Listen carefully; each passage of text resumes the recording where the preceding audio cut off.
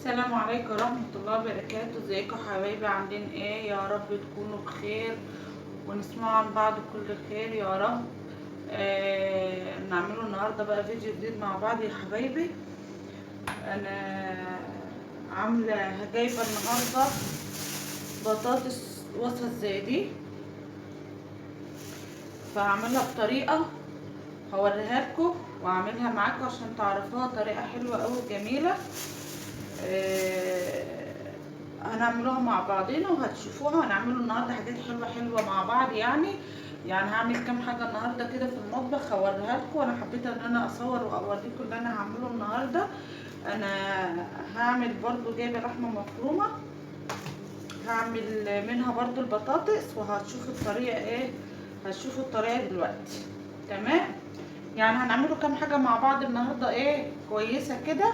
بس قبل ده كله متنسوش اللايك والاشتراك في القناه عشان خاطر تكبروا قناه ام حنين يا حبايبي ويوصلكوا كل جديد بقى من ام حنين.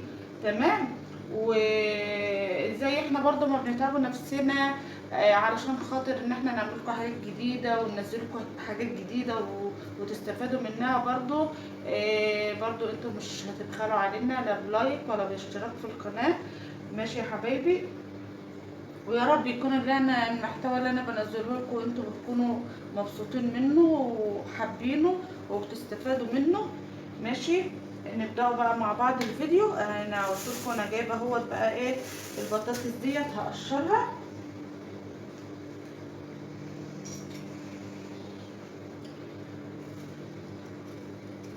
نقشرها يا حبايبي بقى كده مع بعضنا.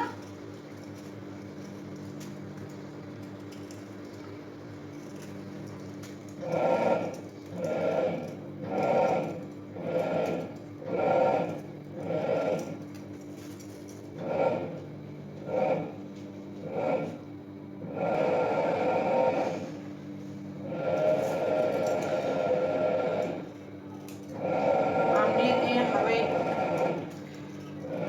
يا رب يكون الحاجات اللي انا بعملها لكم تعجبكم. يعني والله على قد ما بقدر انا بحب يعني اي حاجه جديده او اي حاجه كويسه ان انتوا تقدروا تستفادوا منها. انا بحاول ان انا اصورها لكم وانزلها لكم ان انتوا برضو تستفادوا منها. ربنا يبارك لينا ويبارك فيكم ويبارك او اللي بيسعى على لقمه عيشه.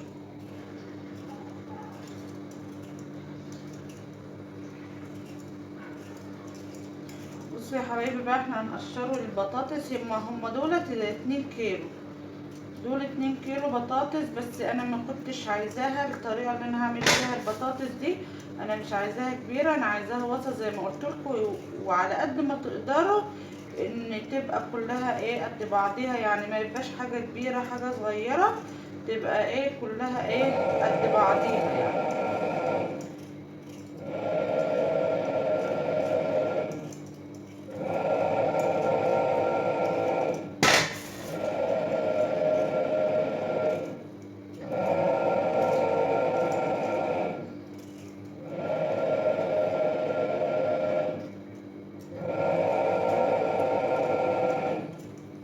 صلوا على النبي يا حبايبي بقى عليه افضل الصلاه والسلام.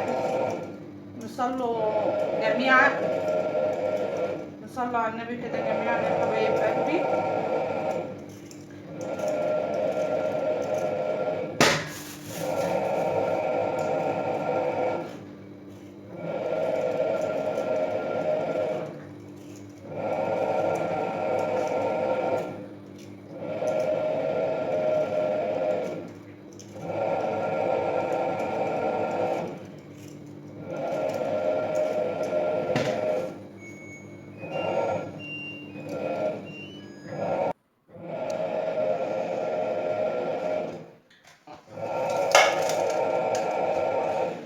بصوا يا حبايبي بقى انا قشرتها اهي وغسلتها. هقورها بقى، هنقورها كده.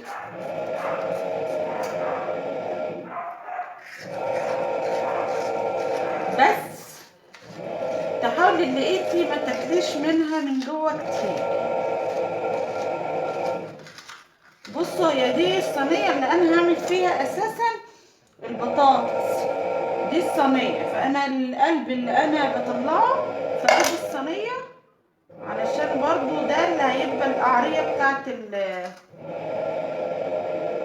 الصينية بتاعتي.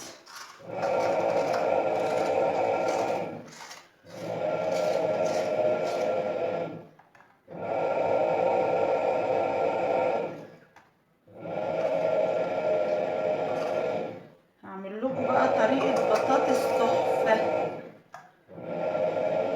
بصوا، تخلوا الخرم صغير كده، ما تحاولوش ان انتوا تكبروه زيادة عن اللزوم، وبتتقور كده يا حبايبي. البطاطسية بتتقور كده، لا تبقى تخينة قوي ولا تبقى رفيعة قوي.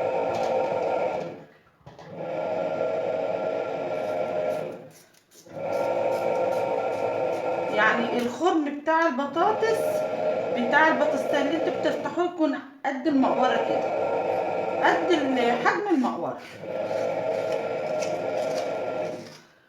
خلينا شاطرين واحنا بنعمله في الحاجة، نبقى واخدين بالنا. برضو خلي بالكم ممكن المقورة تخنكم وتتفتح من ورا، لان دي حصلت كتير وحصلت معايا كتير بصراحة، وبتحصل مع ناس ياما تبوظ الحاجة. وانت شغالة كده تخلي بالك ان هي ما تعديش من الناحية التانية.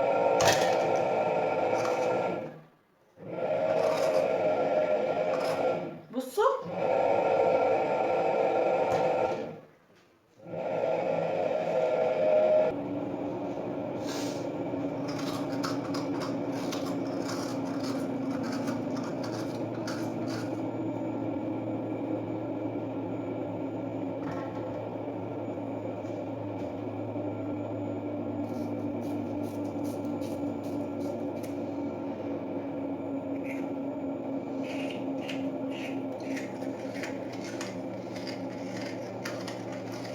بصوا، انتوا بتحاولوا اللي انتوا بقى تفضلوا تنخوروا فيها كده من جوه، يعني السن بتاع المقورة هو اللي بيلف من جوه يطلع القلب من جوه، عشان الخرم ده ما يكبرش زي ما قلت لكم كده يا حبايبي. بصوا، زي ما انتوا شايفين اهو، اهو كده. هو بقى اهو، هو بيقورها من جوه.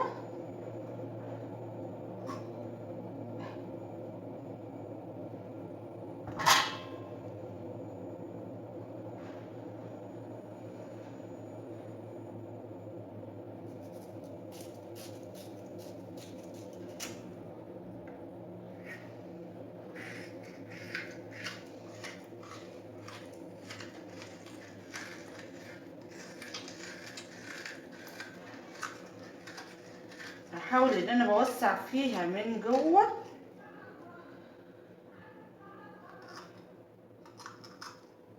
من غير ما افتح الخرم اللي بره زياده عن اللزوم.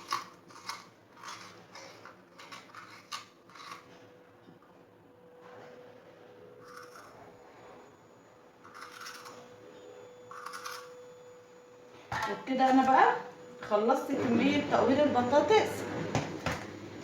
وده القلب ده مش هيترمى، انا هقول لكم دلوقتي هيتعمل بيه ايه.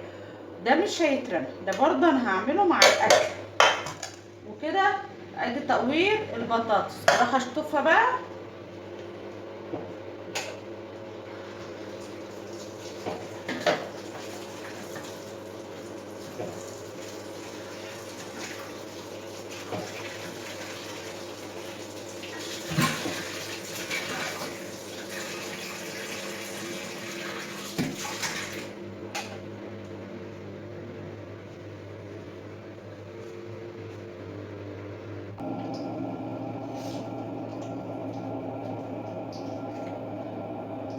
بصوا بقى يا حبايبي، ده زيت انا حطيته على النار يسخن. هاخد البطاطس بتاعتي وهحطها فيه،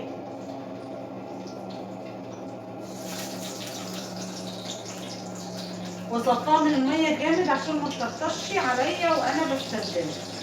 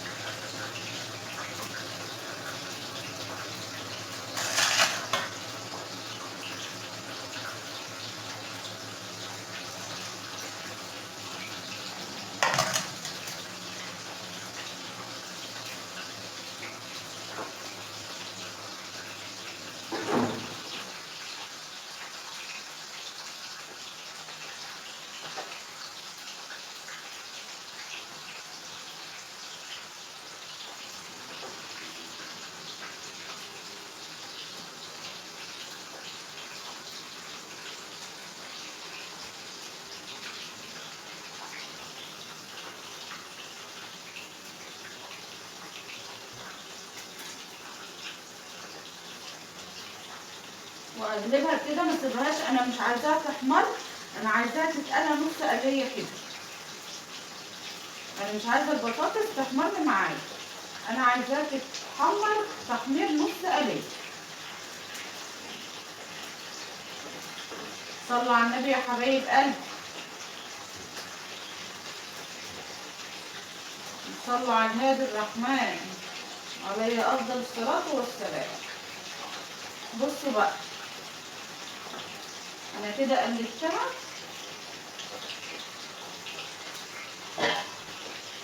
بصوا انا بقى معايا بفلفل، فلفلايه واحده، بصلتين،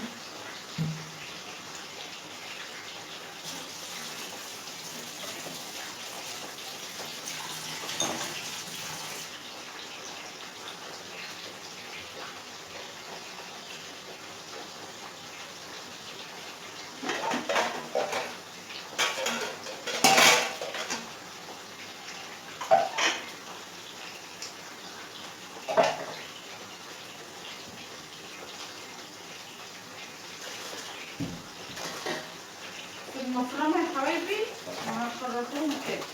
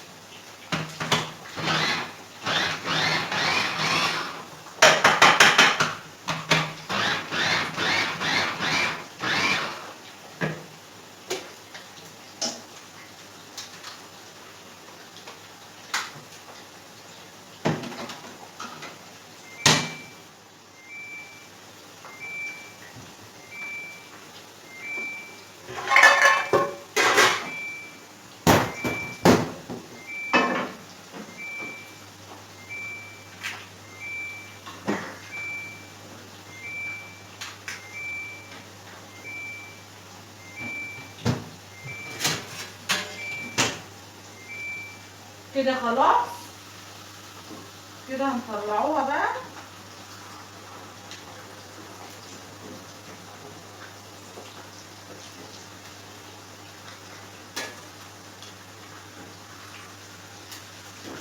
حاولوا ان انتوا تصفوا منها الزيت،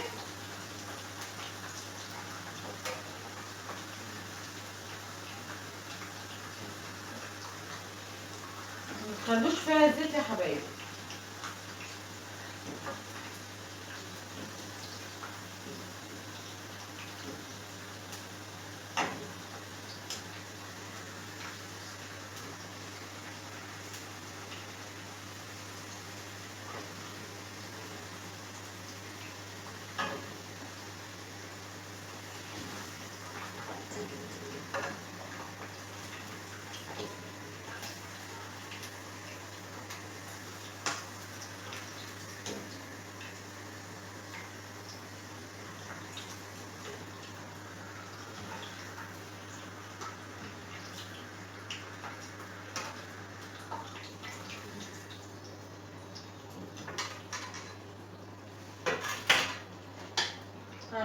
هنزل بقى بتضليل في الزيت.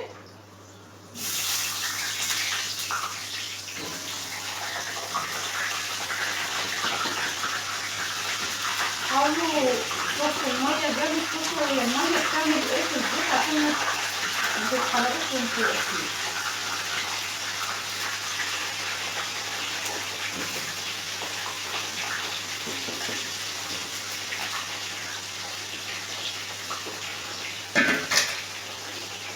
بصوا بقى الطاسه دي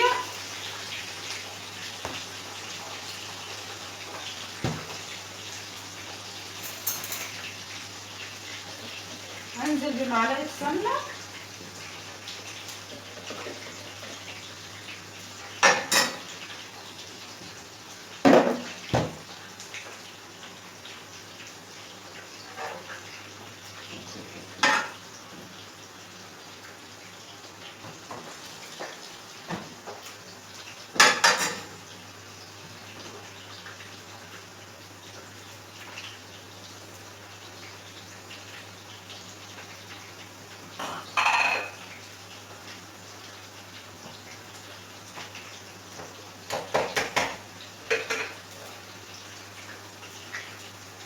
انا فرمت كده اهوت يا حبايبي بقى البصل مع الفلفل الاخضر، هنزل بيهم هنا.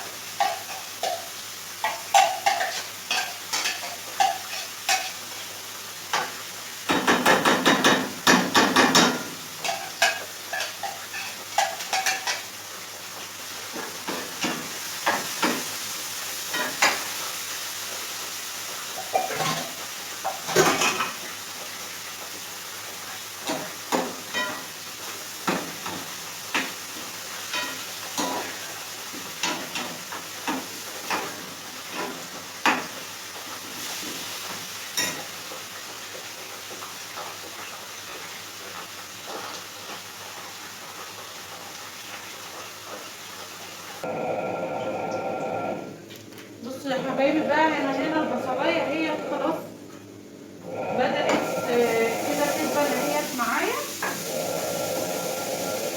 انا هنا خلاص طلعت البطاطس بتاعتي، خلاص الكميه اللي انا عاملاها هي انا طلعت البطاطس خلاص.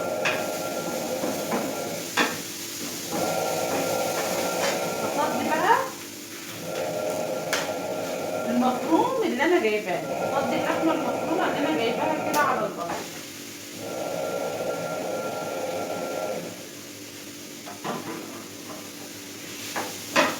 وانا حطيت يا جماعه البصل على البصل، حطيت شويه كاري، شويه فلفل اسود وشويه ملح، والبصل بيتقلى معايا.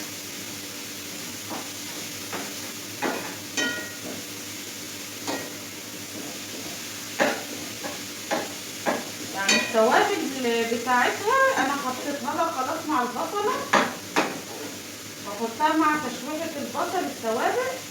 ماشي، انا كده بعصج اللحمه معاكم اهو.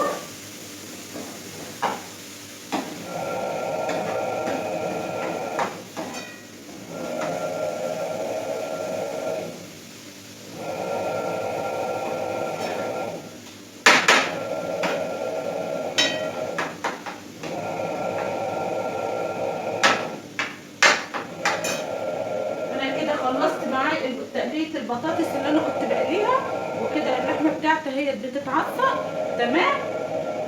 هوطي عليها، انا كده اوريدي موطيه عليها، فانا هسيبها شويه وهرجع معاكم اقول لكم انا هعمل ايه بعد كده.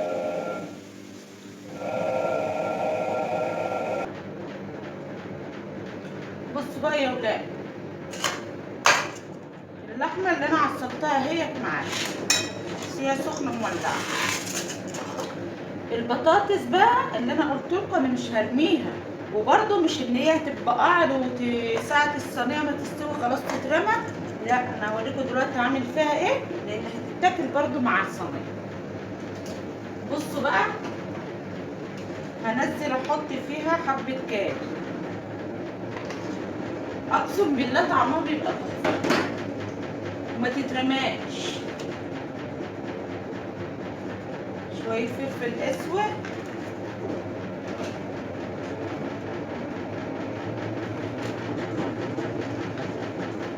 شوية كمون.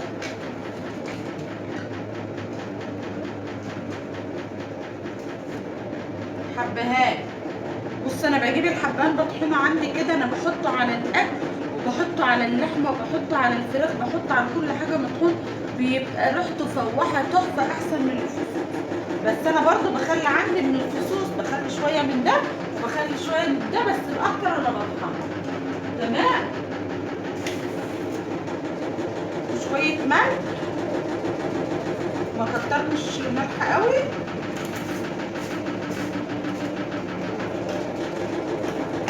وشويه باربيكيو.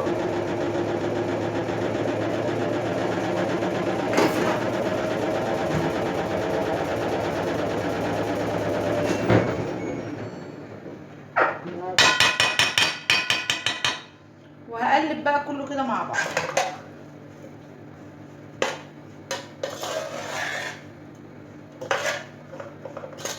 لان البطاطس دي برضو هتتاكل مع الوجبه، مش هتترمي. نرموها ليه؟ حرام. ده كيلو البطاطس دلوقتي ب10 جنيه. بصوا بقى،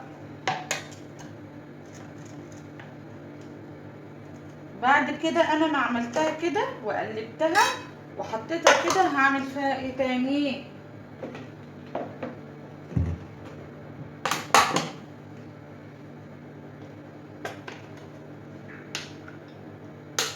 شويه زيت صغيرين زي ما شفتوا كده،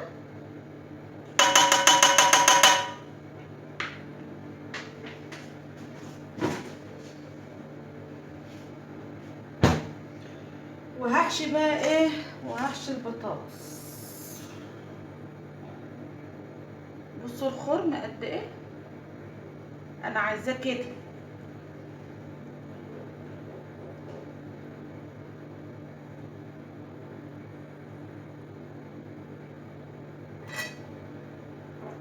ودي بقى اكبسيها لحمه مفرومه، احشيها زي ما انت عايزه، لان دي بقى لا رز هيطيب وهيزيد في الحشو.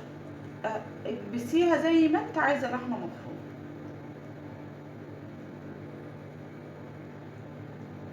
وهنحطوها كده، هنخلوا الفتحه بتاعتنا فوق.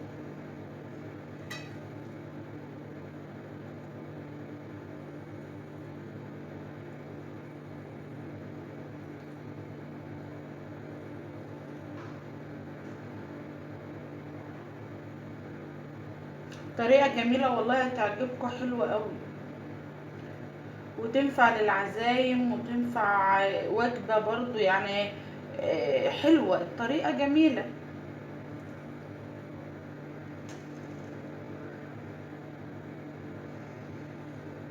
زي ما قلت لكم بقى يا جماعه، لايك والاشتراك في القناه وتفعيل الجرس علشان خاطر يوصل لكم كل جديد من قناه ام حنين.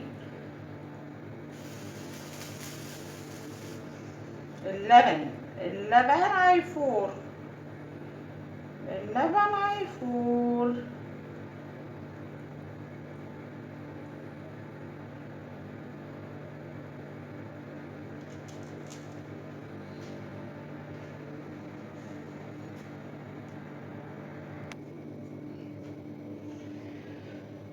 كده يا حبيبي خلاص، انا هو كملت حشو البطاطس كلها.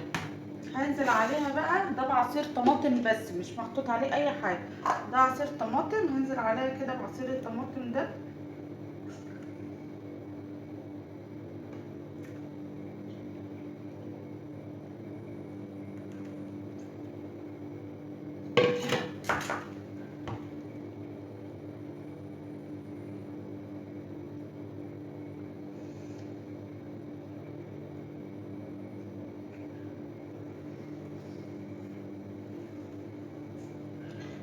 وهحطها في الفرن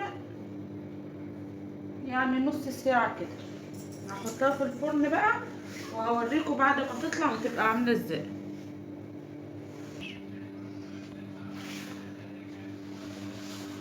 كده يا حبايبي، ادي طريقة الطبق معايا اهوت. الاكل صينية البطاطس اللي محشية باللحمة المفرومة اللي انا عملتها معاكم، انا عملت معاها شعرية. وادي طريقة البطاطس ديت الاخيرة، يعني الطريقة الاخيرة، وهي طلعت بالمنظر ده كده. الطريقة تحفة والله العظيم، وريحتها طالعة جنان، وطالعة مستوية وزي الفل. وعايزة تعملي معاها رز، عايزة تعملي معاها شعرية، ماشي، بس انا عملت معاها شعرية عشان تبقى خفيفة. تمام. وده الطبق كده بتاعي اهوت. ادي الطبق بتاعنا النهارده اهوت، بتاع الفيديو بتاعي يا حبايبي.